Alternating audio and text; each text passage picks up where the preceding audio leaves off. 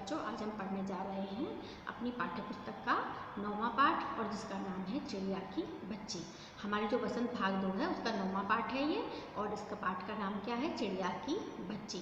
इस पाठ की ये बच्चों एक कहानी है, और इस पाठ को जिन्होंने लिखा है, इस कहानी को, उनका नाम है जैनेन्द्र कुमार जी, जिन्होंने इस कहानी को लिखा है।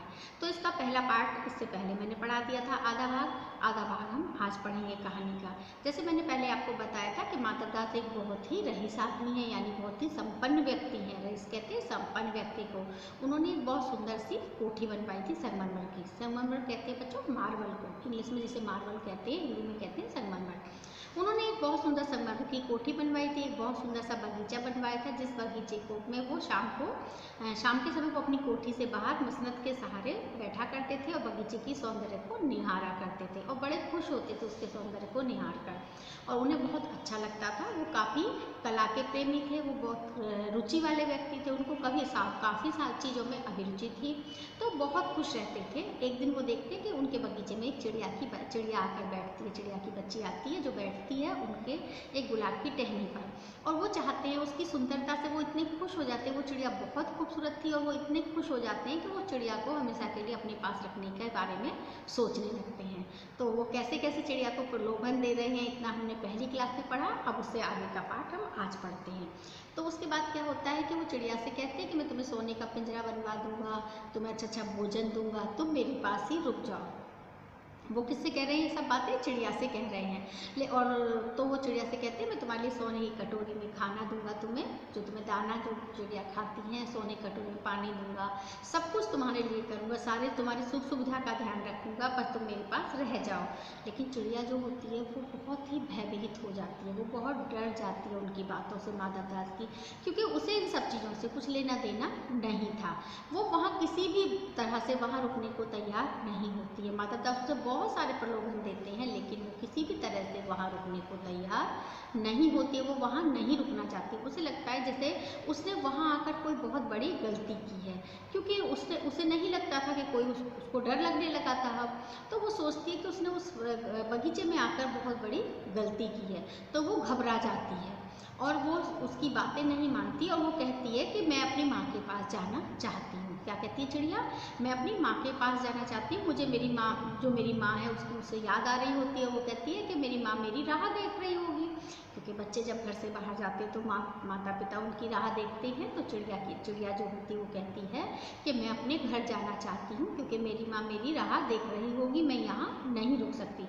वह माधव दास को बार बार कहती है, लेकिन वह उन्हें नहीं जानती कि आप कौन हैं। वो माधव दास जी से कहती है मैं तुम्हें नहीं जानती, तुम कौन हो, मैं तो अपनी माँ को ही जानती हूँ, और मेरी माँ मेरी राह देख रही होगी, मैं उनके पास जाना चाहती हूँ। मुझे नहीं पता सोना क्या होता है, और सोना क्या होता है। वो उसको सोने का प्रलोभन दे रहे थे। वो कहती है मुझे नहीं पता सोना क्या होता है, मुझे तो पता है फूल, पेड़ पौधे, बगीचे और सूरज, मुझे तो धूप, इन सब के बारे में पता है, घास के बारे में, लेकिन मुझे नहीं पता कि सोना क्या होता है। वह उनके बगीचे में नहीं हो आएगी। मतलब वो कहती है मैं यहाँ नहीं रहूँगी, मुझे आपके सोने चांदी का नहीं पता क्या होता है, सब धन संपत्ति क्या होती है मैं नहीं जानती। मैं तो बस इतना जानती हूँ कि फूल, पत्ती, घास, पौधे, सूरज, मैं तो बस इतना जानती हूँ केवल, मुझे इससे ज़्यादा कुछ नहीं पता है। मैं यहाँ नहीं रह सकती, मैं बगीचे में नहीं रहूँगी, मैं तो अपने घर चली जाऊँगी, मुझे तो अपने घर जाना है। वो बार बार यही रट लगाती है। माता दास उस चिड़िया को तरह तरह से फंसाकर अपने पास रखने के कई प्रलोभन करते हैं, वो कई कोशिश करते हैं, वो उसको बातों में फंसाते हैं तरह तरह की, कि तुम कहाँ रहती हो, तुम्हारे बहन भाई कितने हैं, और वो उसको बहुत सारी बातें पूछते हैं, तुम्हारी माँ कैसी है, माँ कहाँ रहती है, और देखो मैं तुम्हें इतने ऐशो आराम दूंगा जो तुम्हें वहाँ नहीं मिलेंगे अपनी माँ के पास।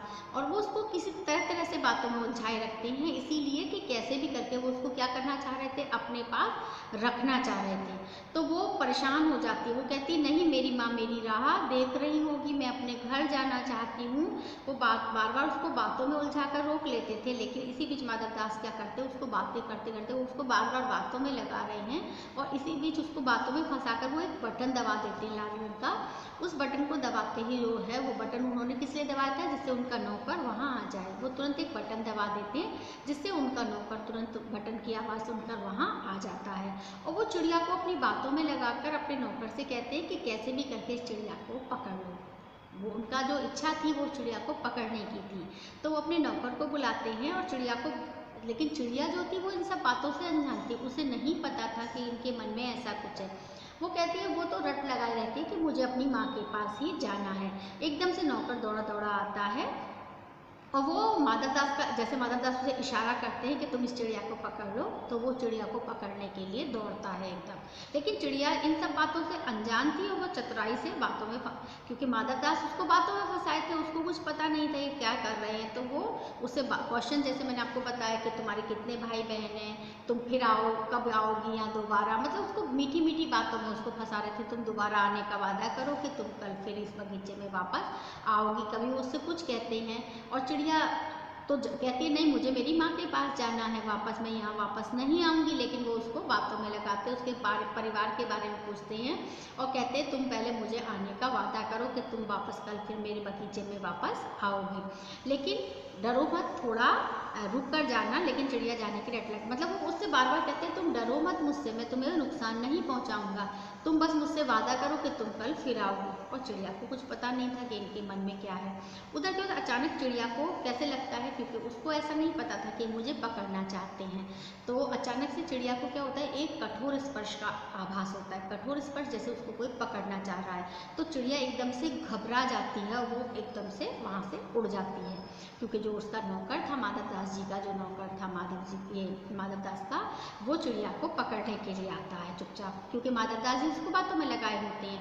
तो वो एकदम से चिड़िया क्या होती है, उड़ जाती है, वो एकदम चिल्लाती है और चीखती है और एकदम से वहाँ से फुर से उड़ जाती है। और सेठ का जो नौकर है उसको पकड़ने की कोशिश करता है कई बार। तो सेठ का नौकर होता है वो कई बार चिड़िया को पकड़ने की कोशिश करता है, लेकिन चिड़िया इतना ऊंचा एकदम उड़ती उड़ती उड़ती उड़ती वो कहाँ पहुँच जाती है, अपनी माँ के पास पहुँच जाती है उड़ती उड़ती।